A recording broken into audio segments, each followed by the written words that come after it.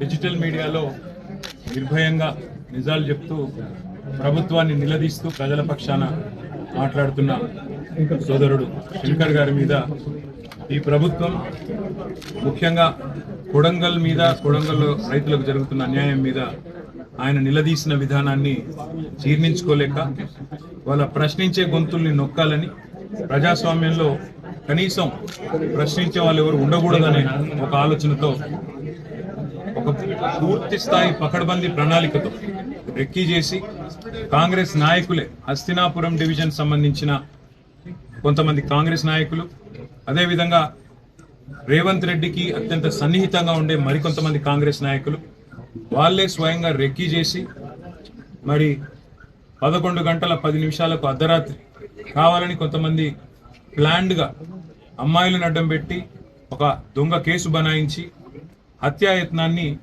మరి శంకర్ గారి మీద చేయడం జరిగింది. దురదృష్టం ఏంటంటే మరి హత్యాయత్నం జరిగినప్పుడు ముందుండి కాపాడాల్సిన పోలీసులే ఈరోజు పూర్తి స్థాయిలో కేసు నిర్వీర్యం చేయడానికి 307 అనే సెక్షన్ పెట్టకుండా ఇది హత్యాయత్నమే కాదని బుకాయిస్తూ ప్రభుత్వానికి తొత్తులుగా వత్తాసు పలుకుతూ ఇవాళ కేసు నిర్వీర్యం చేసే ప్రయత్నం చేస్తా ఉన్నారు. కానీ ప్రజా కోర్టులో తప్పకుండా దోషులు ఎవరైతున్నారో వాళ్ళు దొరికిపోయినారు. ఇప్పటికే సీసీ కెమెరాల ఫుటేజ్ సాక్షిగా ఎవరెవరైతే దొరికిపోయినారో వాళ్ళందరినీ అరెస్ట్ చేసేదాకా తప్పకుండా ప్రభుత్వం మీద ఒత్తిడి పెంచుతాం. పోలీస్ శాఖను కూడా ఈ రకంగా వ్యవహారం చేయడం మంచిది కాదు.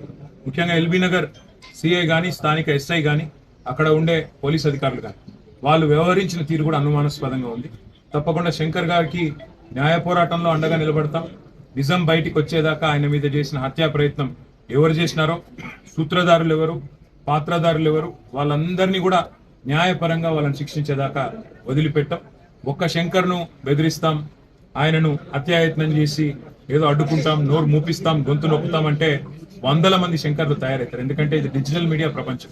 ఇప్పుడు మేము కూడా ఇట్లాగే ఆలోచించుంటే, మేము కూడా ప్రభుత్వంలో 10 ఏళ్ళు ఉన్నప్పుడు ఇట్లాగే ఆనాడు కేసీఆర్ గారి మీద మరి ఎవరు మాట్లాడినా దాన్ని అణిచివేసే ప్రయత్నం, రాజ్య శక్తిని అడ్డం పెట్టుకొని చేసే ప్రయత్నమే చేస్తుంటే ఇలా చాలా మందికి వాయిస్ కూడా ఉండేది కాదు. కానీ ప్రజాస్వామ్యంలో అన్ని రకాల వాదనలకు అవకాశం ఉండాలి.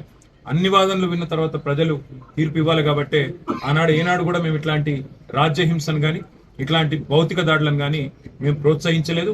జరిగితే కూడా వాటిని వెంటనే నివారించే ప్రయత్నం చేసినాం. ఎక్కడైనా తప్పు జరిగితే కూడా దాన్ని తప్పకుండా ఖండించి, దాంతో పాటు అక్కడెక్కడన్నా అన్యాయం జరిగితే కూడా అన్యాయం జరిగిన వారి తరఫున మాట్లాడి ఇవాళ నేను ప్రభుత్వాన్ని డిమాండ్ చేసేది, ముఖ్యంగా ముఖ్యమంత్రి రేవంత్ రెడ్డి గారికి చెప్పేది, శంకర్ కు మళ్ళీ ఒకసారి చీమ గుట్టినా